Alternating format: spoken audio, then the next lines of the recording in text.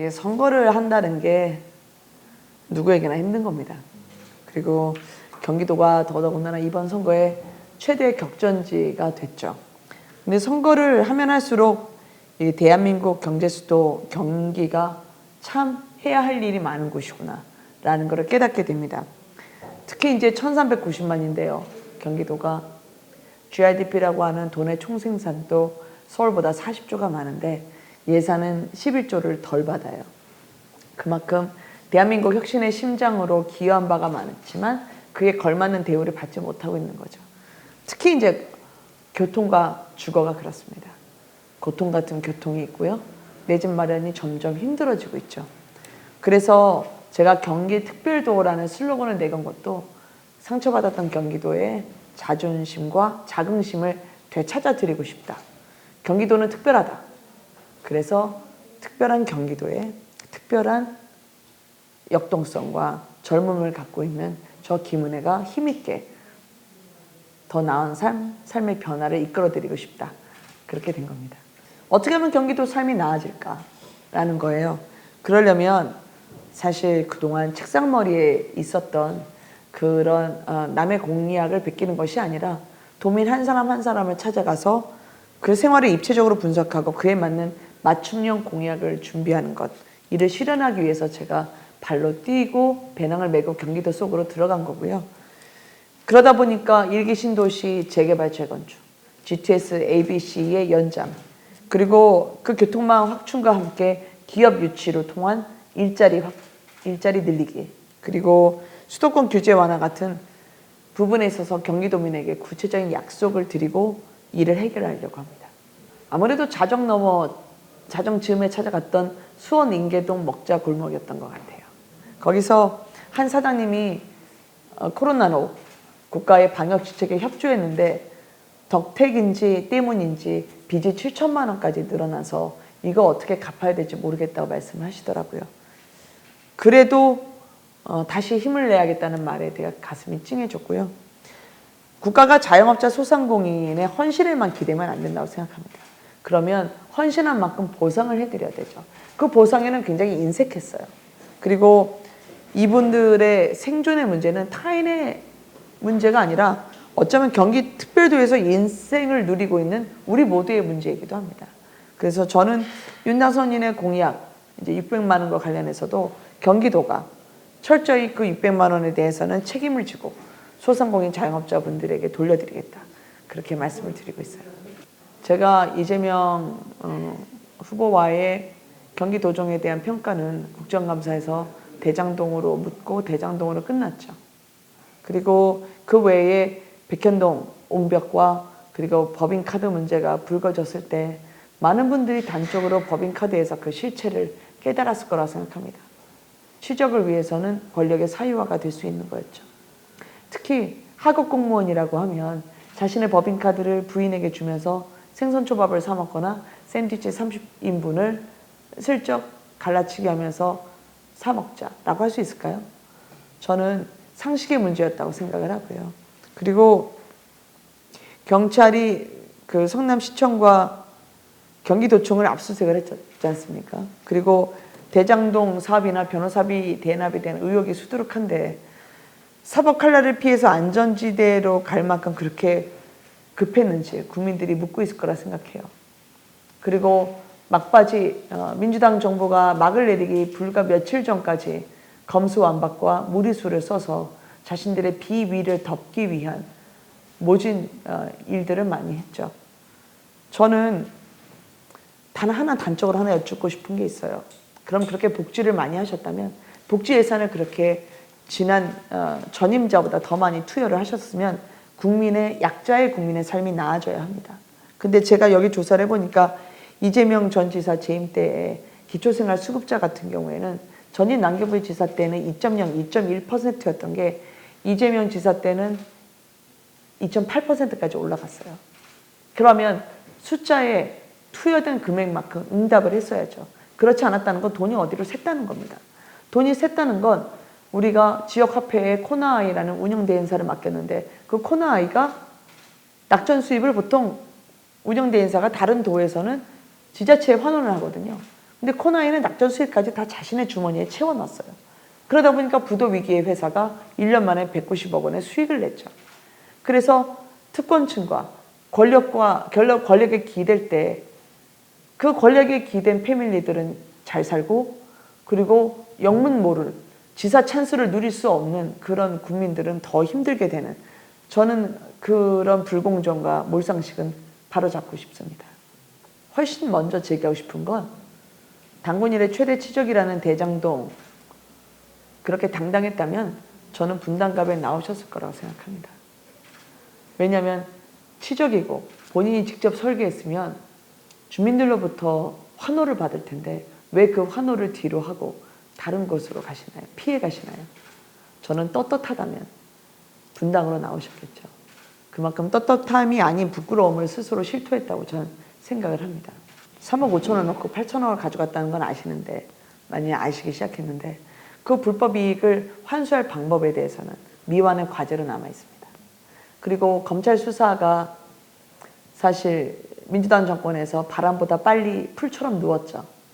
그리고 재판을 하고 있는데 남욱의 4천억 원대 도둑질이다라는 말이 나왔고, 이재명 후보의 최측근들을 함께 동지로 맺으면서 대장동을 어떻게 진척시켰는지에 대한 기술을 하고 있습니다.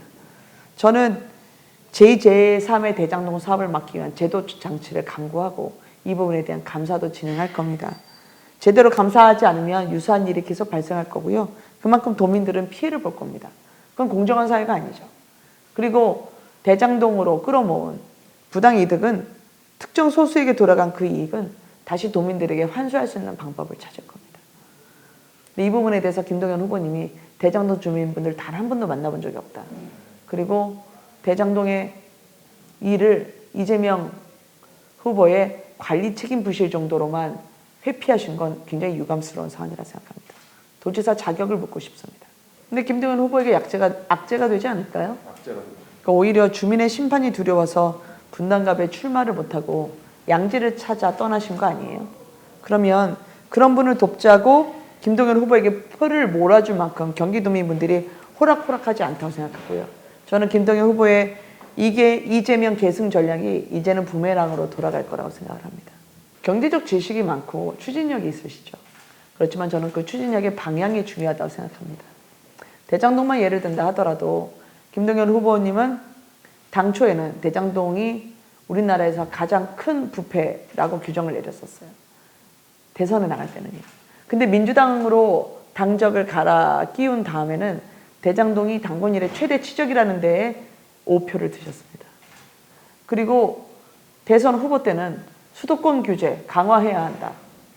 즉 3기 신도시 그리고 광역교통망에 대해서는 국가균형 발전을 저해하는 것이기 때문에 이거는 원점으로 되돌려야 된다는 취지로 말씀하셨어요.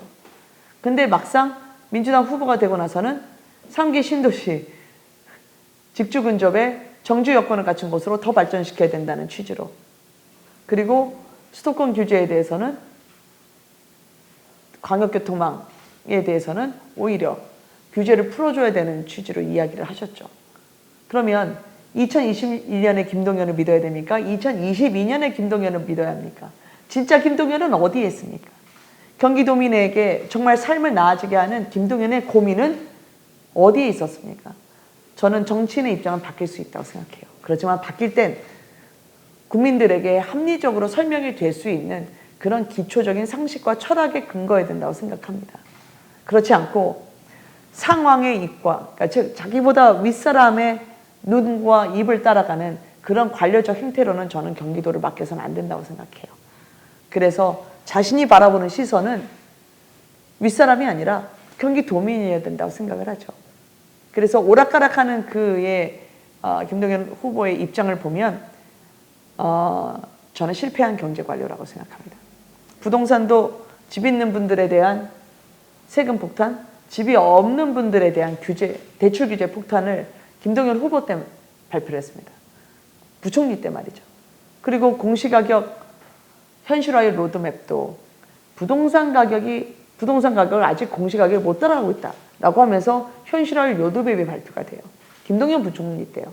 그리고 나서 부동산 가격이 오르지 않더라도 공시가격과 그리고 세금이 오르는 양상이 벌어지기 시작합니다.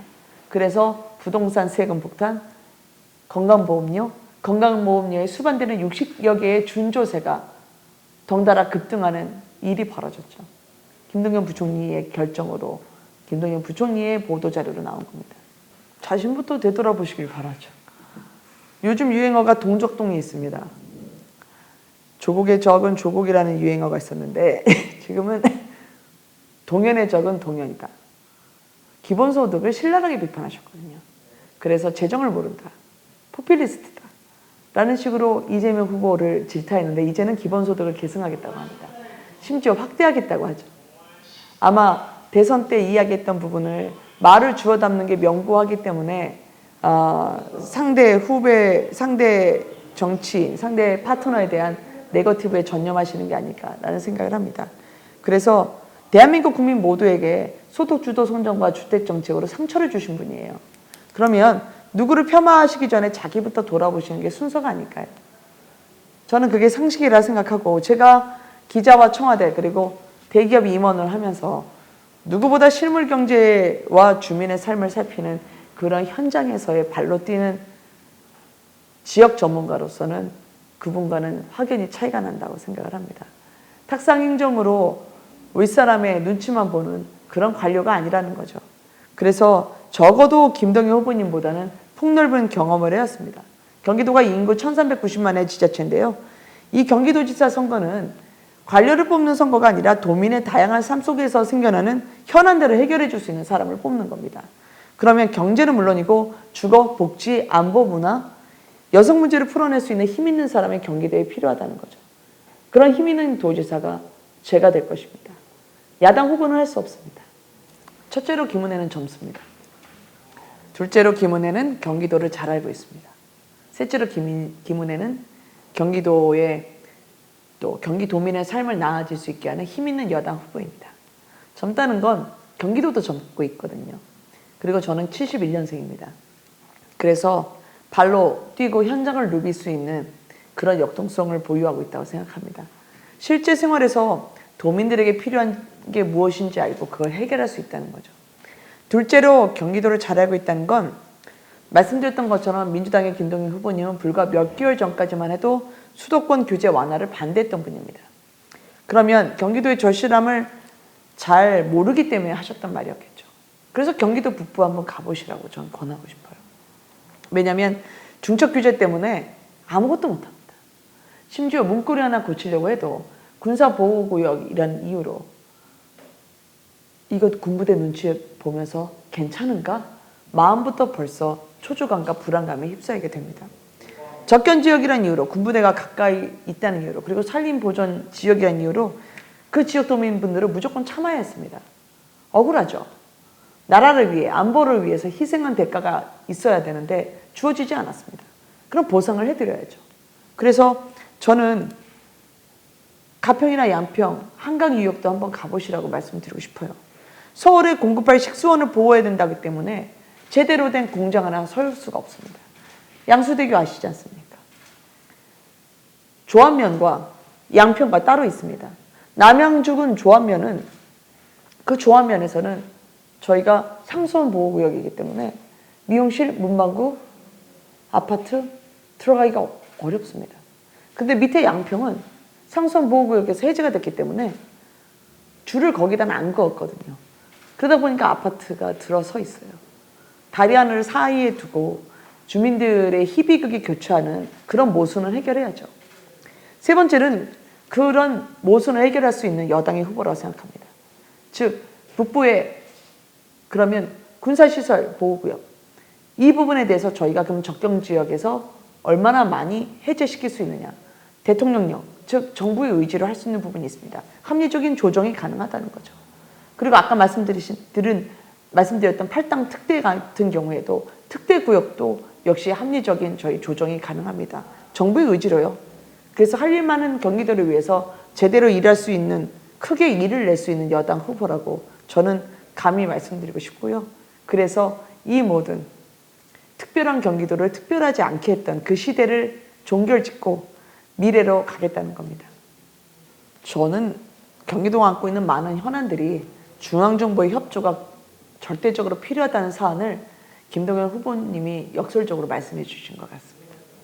그리고 윤석열 당선인이 충청도에 갔을 때 이시종 지사, 양승조 지사가 동행을 하면서 지역 현안을 설명했습니다. 요청도 하고요. 제가 알기로는. 그러면 윤석열 당선인이 민주당 지사님들 선거 개입하러 갔을까요? 그런 면에서 제가 경기도지사 후보로 나섰다면 당연히 경기도에서의 현안을 이야기하고 설득하고 제가 해결할 수 있는 과제를 도출해내는 건 저는 도지사로 나선 사람의 기본 자세라고 생각을 합니다. 그럼 민주당은 이제 그만 쇼하시라고 말씀드리고 싶어요. 왜냐하면 대통령 당선인에 대한 규정이 없어요. 선거법에요. 그래서 규정이 없기 때문에 고발 자체가 의미가 없는 행위인데 너무나 잘 아시는 분들이 고발 쇼를 해서 안타깝다고 생각합니다. 일기 신도시 재개발 재건축 그리고 GTX 광역교통체계 신속한 착공으로 가능한 수도권 30분 출퇴근입니다. 30년 이상 신도시를 한 번만 가보시고 그리고 지옥철로 한 번만 출퇴근해 보셨다면 이 공약이 얼마나 시급하고 중요한지 잘 아실 겁니다. 그래서 너무 오랫동안 방치돼서 제가 대신 죄송하고요. 당선되면 대통령과 서울시장, 국토부 장관 바로 설득해서 이 부분의 추진을 제가 함께 실행토록 하겠습니다. 제가 사실 좌절을 맛본 적이 있었습니다. 일기 신도시 특별법을 제가 국회의원 당선되자마자 제정을 했거든요. 그 안에는 지금의 저희의 인수위에서의 로드맵이 들어가 있습니다. 용적률을 신축적으로 상향하고 그리고 특례를 적용해서 일기 신도시를 보다 디지털 스마트 그리드 혹은 스마트 도시로 만드는 그런 제 보관을 집어넣었죠. 근데 그걸 제가 꼭 통과시키고 싶어서 국토위에도 들어가고 법안 소위에도 제가 합류를 했는데 민주당 의원분들이 너무 반대를 많이 하셔서 국토위를 통과하지 못했습니다. 그때 아픔으로 민주당도 이제 2년 뒤에 총선을 하잖아요. 그럼 총선 때는 주민분들로부터 심판받고 평가받잖아요. 그러면 진정으로 주민들을 원한다면 2년 전처럼 무조건 국민의힘의 법안이라고 해서 도민들의 바람과 관계없이 발목을 잡고 방해를 하는 일이 없길 바랍니다. 그래야 나중에 2년 뒤에 그분들도 좋은 평가 받지 않으실까요? 그래서 저는 지역 주민들을 의식해서 경기도지사가 하는 게 도민의 삶과 직결되는 거기 때문에 국회의원분들도 민주당 분들도 정략적인 이유로 태클을 걸면 다음 총선에서 심판받으실 거라고 말씀드리고 싶습니다.